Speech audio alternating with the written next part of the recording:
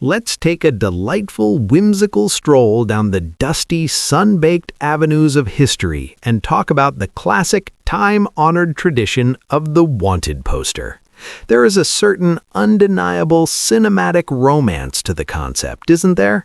Whenever we picture a wanted poster, our minds immediately conjure up thrilling, nostalgic images of the American Wild West. We imagine swinging saloon doors, the rhythmic clinking of silver spurs, and a rugged, tight-jawed sheriff hammering a crinkled piece of parchment into a wooden post. Printed in bold, imposing black ink, the poster declares a villain is wanted, accompanied by the scowling sketch of a notorious train robber and the promise of a glorious mountain of gold coins for anyone brave enough to bring the scoundrel to justice. For over a century, the bounty system has been a remarkably simple and effective game of high-stakes hide-and-seek. The rules of this game are incredibly straightforward and universally understood.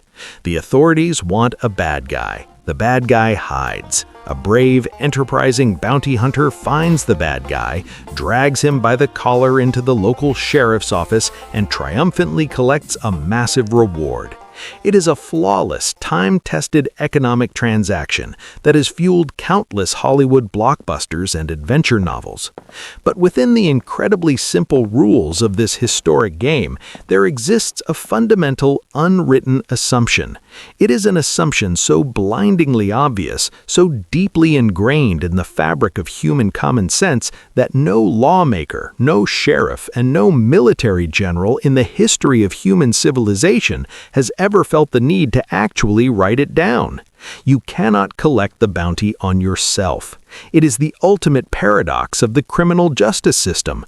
You cannot be both the eagle-eyed hunter and the captured prey.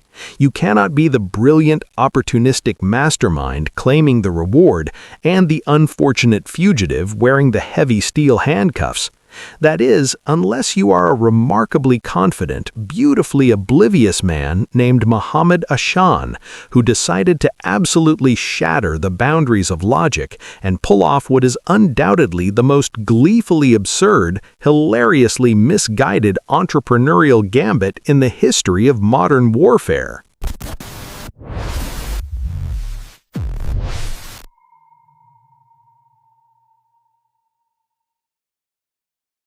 To truly appreciate the magnificent, breathtaking comedy of this story, we have to transport ourselves to the spring of 2012. Our setting is the rugged, mountainous terrain of Paktika Province in eastern Afghanistan.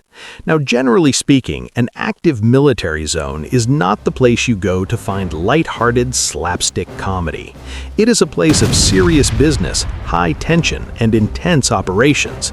But occasionally, the universe decides to inject a moment of such pure, unadulterated absurdity into the timeline that you simply have to sit back, smile, and marvel at the spectacular quirks of the human brain. Enter our star, Mohammad Ashan. Mohammad was a mid-level insurgent commander operating in the area. We must clarify right away that Mohammad was not a criminal mastermind. He was not a shadowy, untouchable syndicate boss pulling the strings of a vast global empire from a secret underground lair. He was, by all accounts, a relatively low-tier operative. In fact, he was such a minor annoyance to the local authorities that when the coalition forces finally decided to print a wanted poster with his face on it, they did not attach a $1 million bounty to his head. They did not even attach a $1,000 bounty. The grand, magnificent prize for the capture of Mohammad Ashan was exactly 100 United States dollars. It was the kind of reward you might offer for a missing golden retriever or a lost set of car keys, not exactly the kind of fortune that buys a private island. But to Mohammad Ashan, that $100 bill was a shining, irresistible beacon of endless possibility. One fateful, glorious day in April, Mohammad Ashan happened to be strolling through his local area when he spotted a piece of paper fluttering in the breeze. He walked over, squinted at the paper, and realized he was looking at a wanted poster. But this wasn't just any wanted poster. The face staring back at him from the crinkled page was his very own. Most people, upon discovering that they are actively being hunted by the combined military might of a global coalition, would experience a sudden chilling spike of adrenaline. A normal person would immediately pull their scarf over their face, sprint into the nearest dark alley, and begin hastily packing a suitcase for a one-way trip to a different continent. But Mohammad Ashan was not burdened by the restrictive, boring chains of normal human logic. Where others would see a terrifying threat to their personal freedom, Mohammad saw an incredible, once-in-a-lifetime business opportunity. The gears in his mind began to churn with a cheerful, squeaking enthusiasm. He looked at the poster, he saw his face, he saw the promise of $100, and then he made a deductive leap so spectacularly flawed, so profoundly magnificent in its sheer stupidity, that it deserves to be studied in psychology textbooks for the rest of eternity. Mohammad reasoned that he possessed the exact item the poster was asking for. The poster wanted Mohammad Ashan. He was Mohammad Ashan. Therefore, if he simply delivered himself to the authorities, he would be the rightful recipient of the $100 finder's fee. It was the ultimate loophole. It was a limitless glitch in the matrix. He was going to walk right up to the police, hand over the merchandise, collect his crisp $100 bill, and presumably walk away a richer, happier man. Bursting with the joyful, vibrant energy of a man who has just cracked the secret code to the universe, Mohammad grabbed the poster, clutched it tightly in his hand, and embarked on a brisk, cheerful walk toward the nearest police checkpoint. You can almost picture him whistling a happy tune as he marched down the dusty road, dreaming of all the wonderful things he was going to buy with his newfound fortune. He arrived at a security checkpoint in the Sar Hausa district, manned by the Afghan National Police. The heavily armed guards watched in utter confusion as this known insurgent casually strolled up to their heavily fortified position, entirely unbothered, with a massive triumphant grin plastered across his face. Mohammad walked right up to the barricade, slapped his own wanted poster down on the counter with the proud, dramatic flair of a man slamming down a winning lottery ticket, pointed at his own face on the paper, and joyfully demanded his $100. The reaction of the Afghan National Police officers is something that truly belongs in a comedic masterpiece. They simply stared at him. The sheer, unfathomable absurdity of the situation completely short-circuited their brains.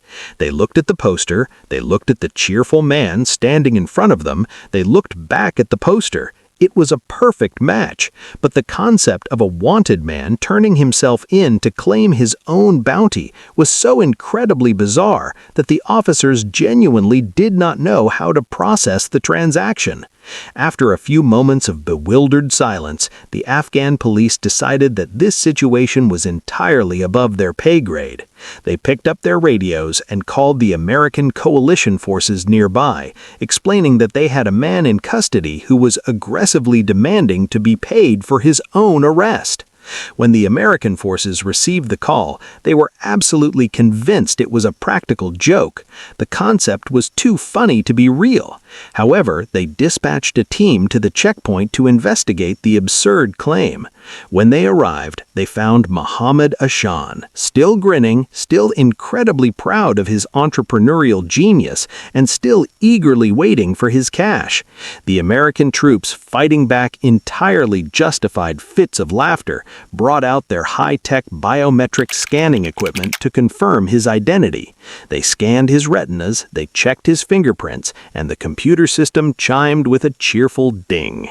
It was a perfect, undeniable match. The man standing before them, cheerfully asking when the payout would be authorized, was indeed the insurgent commander they had been looking for. The officials involved were absolutely delightfully baffled by the sheer magnitude of Ashan's cluelessness.